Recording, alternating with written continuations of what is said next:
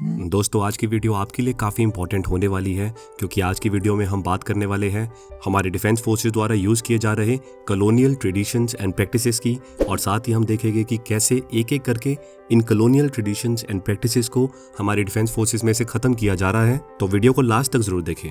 मार्च 2021 में गुजरात के केवड़िया से कंबाइंड कमांडर्स कॉन्फ्रेंस के दौरान टॉप मिलिट्री लीडर्स को एड्रेस करते हुए प्राइम मिनिस्टर नरेंद्र मोदी ने इंडिजिनाइजेशन की इंपॉर्टेंस की बात सामने रखी थी। उनका कहना था कि हम बस इक्विपमेंट्स और वेपन्स में ही इंडिजिनाइजेशन को बढ़ावा नहीं देना है, बल्कि हमारे डॉक्ट्रिन्स, प्रोसीजर्स और आर्म्ड फोर्सेस द्वारा प्रैक्टिस किए जा रहे कस्टम्स में भी इंडिजिनाइजेशन को बढ़ाना है। पीएम मोदी ने ऑफिसर्स को एड्रेस करते हुए एग्जिस्टिंग फोर्सेस को फ्यूचरिस्टिक फोर्सेस में बदलने की इंपॉर्टेंस को हाईलाइट किया था। पीएम मोदी ने तीनों सर्विसेज के टॉप कमांडर्स को बताया कि हमें अब उन सभी आउटडेटेड कॉलोनियल लीगेसी सिस्टम और प्रैक्टिस को हटा देना चाहिए जिनकी आज की डेट में कोई रेलेवेंस नहीं रह गई है। पीएम मोदी ने इस इवेंट के बाद अपना विजन काफी क्लियरली आर्म्ड फोर्सेस कमांडर्स के सामने रख दिया, जिसके बाद रिस्पेक्टिव सर्विस ने इस पर काम करना स्टार्ट कर दिया। और इन सब में से पहले इंडियन नेवी सामने आई और अपने एग्जिस्टिंग नेवल इंसाइन को चेंज करने का अनाउंसमेंट किया। दरअसल 2 सितंबर 2022 को इंडियन नेवी के first indigenous aircraft carrier INS Vikrant की कमिश्निंग सेरेमनी होनी थी, और इसी कमिश्निंग सेरेमनी के दौरान प्राइम मिनिस्टर नरेंद्र मोदी ने इंडियन नेवी के नए एंसाइन या निशान का अनावरण करा। ऐसा नहीं है कि इंडियन नेवी का एंसाइन पहली बार चेंज किया गया था, बल्कि इससे पहले भी 4 बार चेंजेस किए गए थे।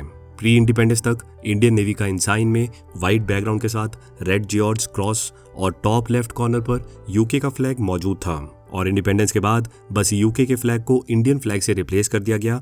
2001 में पहली बार इंडिया ने अपने नेवल एंसाइन में से जॉर्ज क्रॉस को नेवल क्रेस्ट के साथ रिप्लेस किया था, जिसे 2004 में बदलकर दोबारा जॉर्ज क्रॉस को इंट्रोड्यूस किया विद एम्बलम एट सेंटर।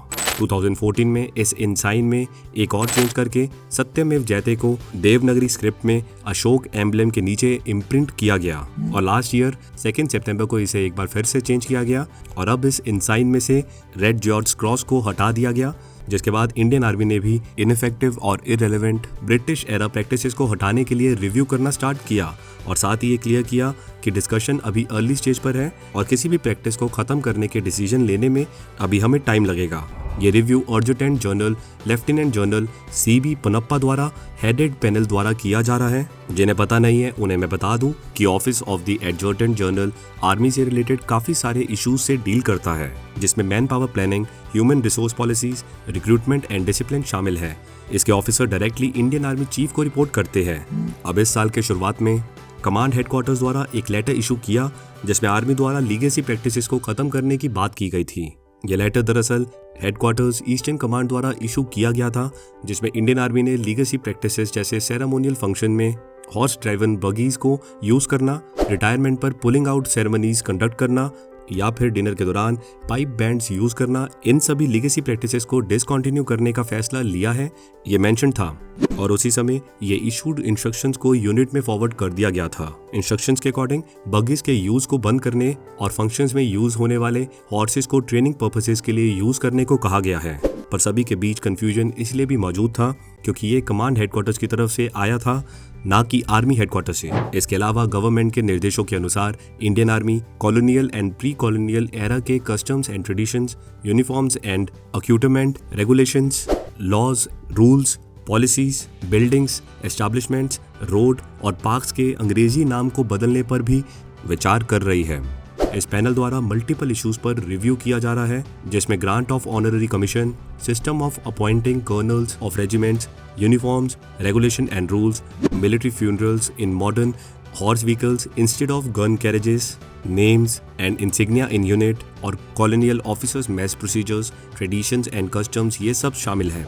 अच्छा, जिन्हें ऑनररी कमीशन या कर्नल ऑफ रेजिमेंट्स के बारे में पता नहीं है वो हमारी ये वीडियो देख सकते हैं। वीडियो का लिंक आपको आई बटन या डिस्क्रिप्शन बॉक्स में मिल जाएगा। इसके अलावा उन बिल्डिंग्स, एस्टैब्लिशमेंट्स, रोड्स और पार्क्स के नाम को भी बदलने की बात की जा रही है जिनका नाम ब्रिटिश कमांडर्स के नाम पर रखा गया है, जैसे Claude Auchinleck and Herbert Kitchener.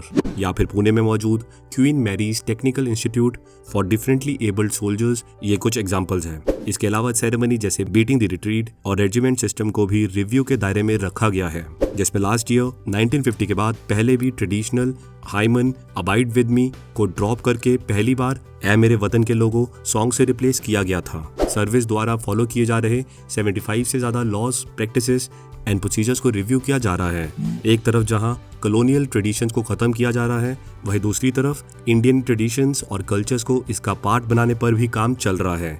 जैसे एग्जांपल्स की बात करें तो last year college of defence management द्वारा की गई स्टडीज़ में इंडियन एंशियंट टेक्स्ट जैसे कौटिल्यास अर्थशास्त्र और भगवद गीता के रेलेवेंट टीचिंग्स को करंट मिलिट्री ट्रेनिंग करिकुलम में इंट्रोड्यूस करने का रिकमेंडेशन दिया गया था और साथ ही इस पॉसिबिलिटी के लिए एक डेडिकेटेड रिसर्च फैकल्टी और इंडियन कल्चर स्टडी फोरम को सेटअप करने का सजेशन दिया था।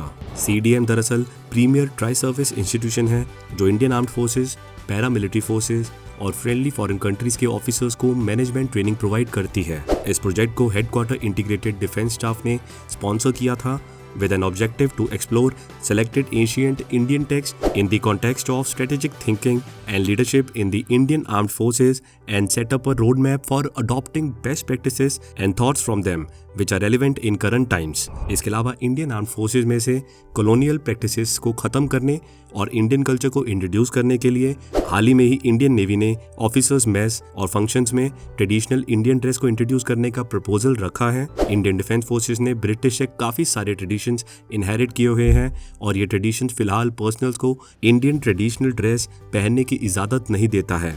इससे पहले भी इंडियन नेवी ने ऑफिसर मेस और इंस्टीट्यूट्स में फेस्टिवल गैदरिंग के दौरान इंडियन ड्रेस को इंट्रोड्यूस करने का प्रपोजल रखा था। इसके अलावा इंडियन आर्मी ने भी सीनियर ऑफिसर्स की यूनिफॉर्म को लेकर मेजर चेंजेस किए हैं। अब डायरेक्टली तो इसको कॉलोनियल ट्रेडिशन से एसोसिएट नहीं कर सकते, पर सीनियर ऑफिसर्स के लिए कॉमन यूनिफॉर्म इंट्रोड्यूस करना कहीं ना कहीं ट्रेडिशनल यूनिफॉर्म की इंपॉर्टेंस को कम करने के समान ही है। जिन्हें पता नहीं है उन्हें मैं बता दूं कि 1 अगस्त से इंडियन आर्मी ने brigadier and above rank officers के लिए कॉमन यूनिफॉर्म को इम्प्लीमेंट कर दिया है। यानी अब से सभी सीनियर ऑफिसर्स को अपने रिस्पेक्टिव आर्म्स और सर्विसेज के तथ्यान को छोड़कर कॉमन यूनिफॉर्म पहननी होगी। इस कॉमन यूनिफॉर्म को इम्प्लीमेंट करने का उद्देश्य है सीनियर ऑफिसर्स के बीच एक कॉमन पहचान और एकता को मजबूत करना। कॉमन यूनिफॉर्म में सभी सीनियर ऑफिसर्स के headgear, shoulder rank badges, gorget patches, belt and shoes standard और कॉमन होंगे। ये यूनिफॉर्म उनकी अलग अलग रेजिमेंट्स और सर्विसेज की पहचान को नहीं प्रदर्शित करेगी। इस कॉमन यूनिफॉर्म के तहत सीनियर ऑफिसर्स को उनकी आर्म, सर्विस या रेजिमेंट से मिली पहचान को छोड़कर कॉमन यूनिफॉर्म पहननी होगी।